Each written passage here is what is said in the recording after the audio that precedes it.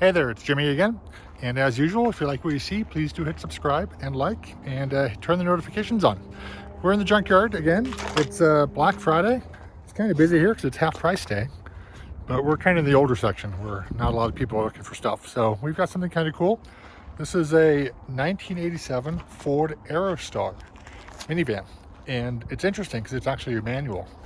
So let's dive right in. The Aerostar was introduced in '86.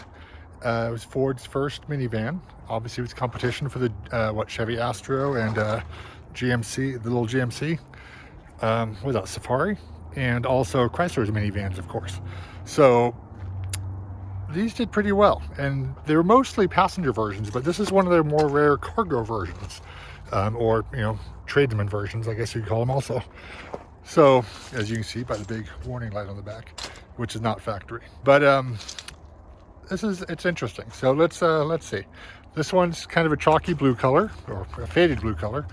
It's very much a base model. It's, like I said, a manual transmission version one, which you may be wondering, wow, never heard of that. I'd never seen one either. Turns out this is actually powered by a 4-cylinder, which I wasn't aware they did that either until I looked it up. Turns out that the 4 was available the first 2 years, 86 and 87. So at some point someone had their contractor sign there. But here we are. 1987 was a long time ago, and now it's 2022. So let's look all the way around. So this was actually quite aerodynamic for the time. The drag coefficient was 0.37, which was better than the Lincoln Mark 7 of the time and the Mustang, which is pretty good for a boxy minivan like this. Like we said, the name's obviously Aerostar. Badging's gone on this one, but that's where it was. Very much a base model. You can tell by the wheels, if nothing else. Look, I think those are the same hubcaps and wheels that the Ford Ranger had, actually. They look very familiar from that aspect. This is obviously before it got the flush headlights, so it still had the sealed beams. And that, look at that angle. That's very much a straight angle up there. Not much of a kink in it. So really, not much delineation between the hood and the windshield. I guess that helps make for a sleeker vehicle. So got the proud Ford oval on the front, big composite bumper skin there. Well, it's just really the plastic skin over a metal bumper beam. That doesn't even look too solid, really, since these obviously weren't considered passenger cars, so they conform to different standards in that regard. So let's look under the hood. This grill's in good shape. Let's see, where's the little, there it is. All right, there we go. Look at that. 2.3 liter overhead cam by Ford, electronic fuel injection. That's the 2.3 liter Lima? What is it? Lima, Ohio? Or like Lima, Peru? I'm guessing it's Lima. But look at that, inline 4. You can sort of get to it. You can get to it from the inside also. There's a little tiny doghouse. But we'll look at that. Alternator looks newer. Battery was obviously here. This is pretty complete. Not too many people are looking for parts for a 1987 4-cylinder anymore. Not bad at all. It's got some sound deadening here. There's a vacuum hose diagram. Yeah, pretty remarkably well preserved under the hood. So let's take a look in the passenger cabin, or in the driver's seat anyway. So let's see. Oh, this is busted. So let's see if we can get in from doing the interior handle. How does this work? There we go. Excuse me. Yeah, fairly high seating position. It is a van. These are totally awesome old, very low back buckets. Can't imagine getting rear-ended. Your head would just kind of end up back in the cargo area, I think. Massive whiplash. You've got a molded white headliner, which is cool. That abruptly cuts off right there because it's all cargo back there. But you had cool little, I like these white sun visors. It's almost like a Lincoln Continental with its white visors and some of them. So you had not a bad dashboard, fairly complete instruments there, voltmeter, fuel, oil, temp, obviously speed, 85 mile speedometer. This one shows 59,000 miles. Obviously it's been around the dial at least once, maybe twice. Got the headlight switch there. Off, slow, fast for the wipers. Push down, I guess, or push in for the wash. The dome panel and dimmer is here, so this is how you adjust to the lighting. Hazard switch. Interesting. Turn signal, obviously. Hood release.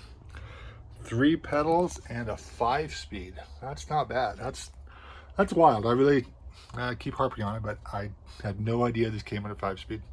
Did you guys? Let me know if you, I don't know, did you? Let me know. That's the dog house for the engine access from inside. Aftermarket radio, couple vents, air freshener. That's about it from this side. Let's see. Oh, here's the VIN plate.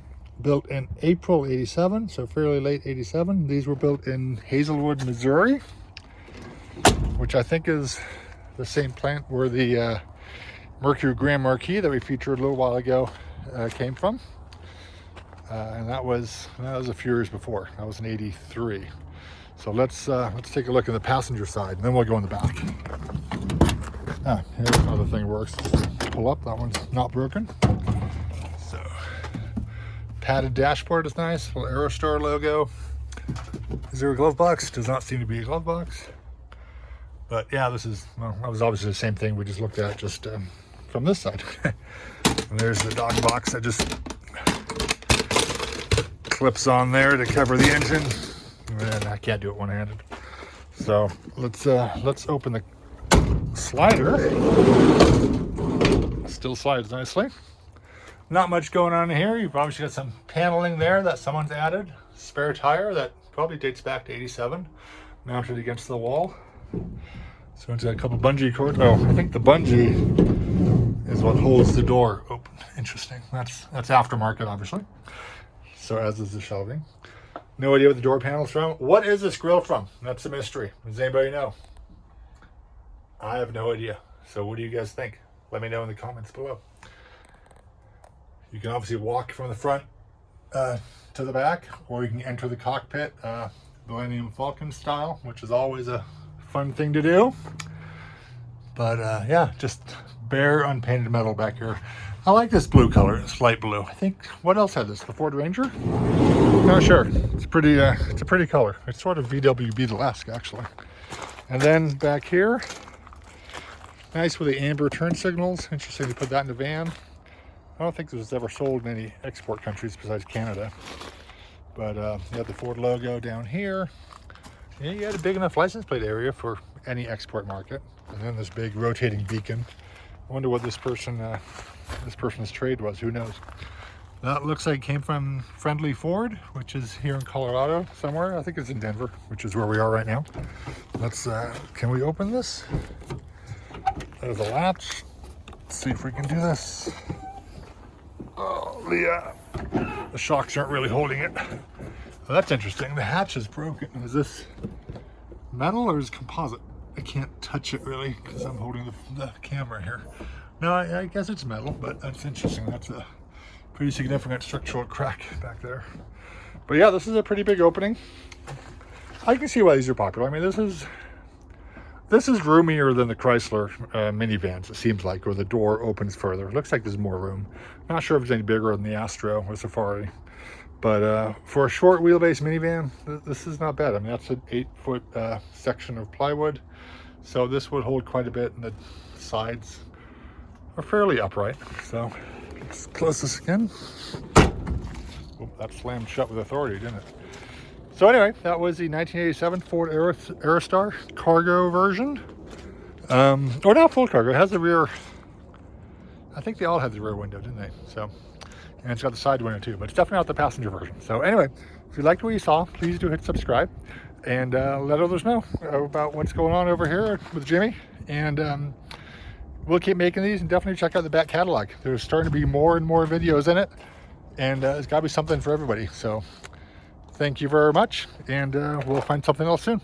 Bye.